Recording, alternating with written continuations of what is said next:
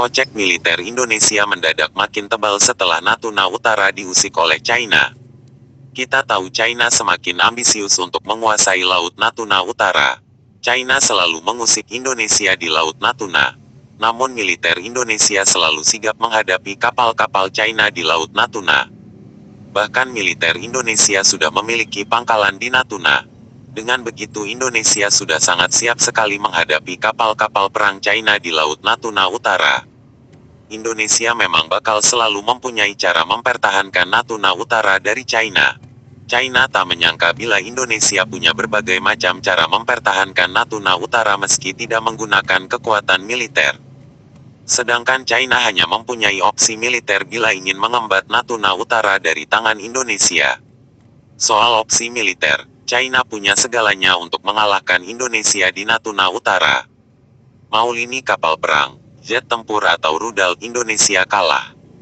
Salah satu andalan China bila ingin merebut wilayah yang mereka klaim dengan strategi kubis. Langkah pertama China untuk memulai strategi kubis ialah melaksanakan Grey Zone Operation. Grey Zone Operation merupakan taktik awalan China bila ingin menguasai teritori laut negara lain. China akan membanjiri wilayah tersebut dengan tindakan-tindakan macam illegal fishing, penempatan kapal survei secara ilegal dan penerobosan unsur Coast Guard-nya. Kemudian strategi kubis dijalankan, yakni mengepung wilayah yang jadi sasaran dengan kekuatan militernya. Cara ini sudah dilakukan di Scarborough Shoal milik Filipina dan berhasil.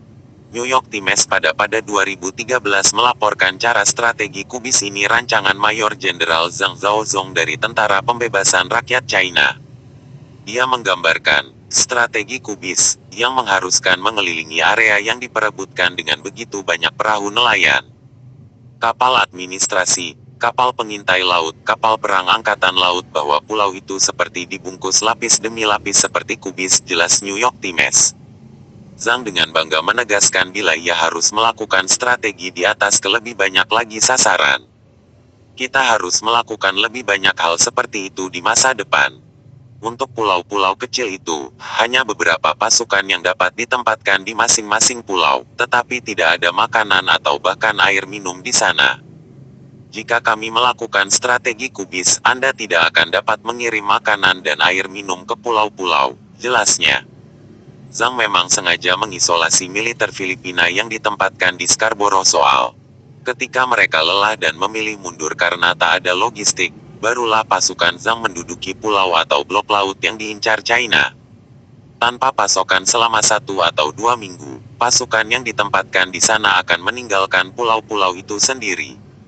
Begitu mereka lepas, mereka tidak akan pernah bisa kembali, beber Zhang.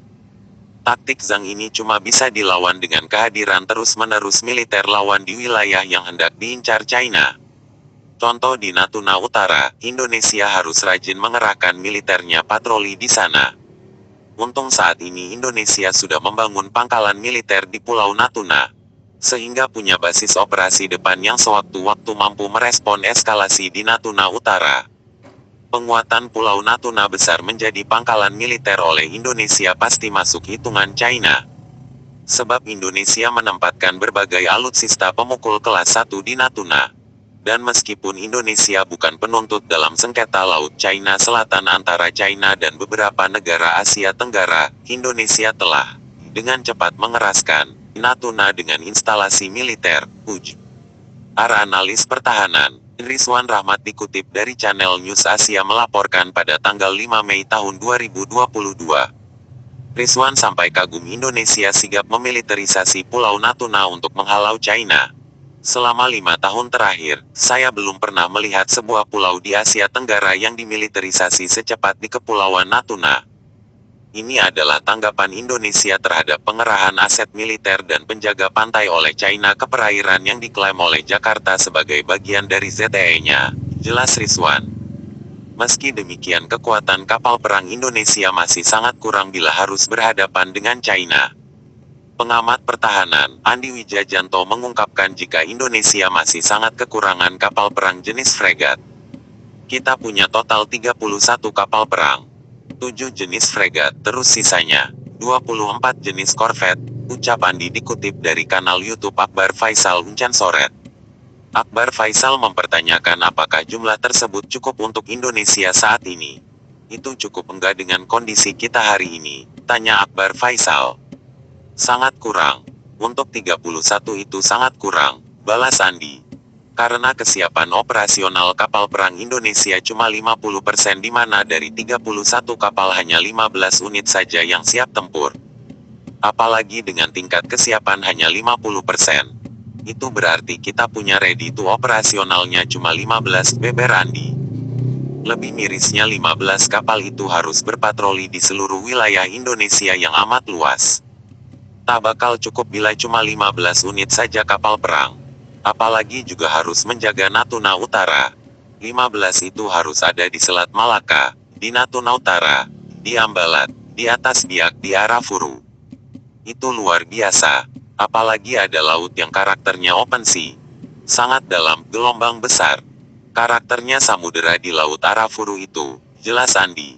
Herannya China malah menyebut kocek militer Indonesia banyak lantaran membeli alutsista secara banyak dalam waktu singkat. Indonesia membeli fregat Frame dan Arrowhead secara bersamaan. 6 unit Frame dan 2 unit Arrowhead dalam keadaan baru harganya sangat mahal. Dan Indonesia bisa melakukan pembelian ini yang membuat China takjub. Menurut laporan, pada tanggal 10 Juni tahun 2021, Asosiasi Pembuatan Kapal Italia menandatangani kontrak dengan Kementerian Pertahanan Indonesia untuk membangun 6 fregat berpeluru kendali Frame untuk Angkatan Laut Indonesia.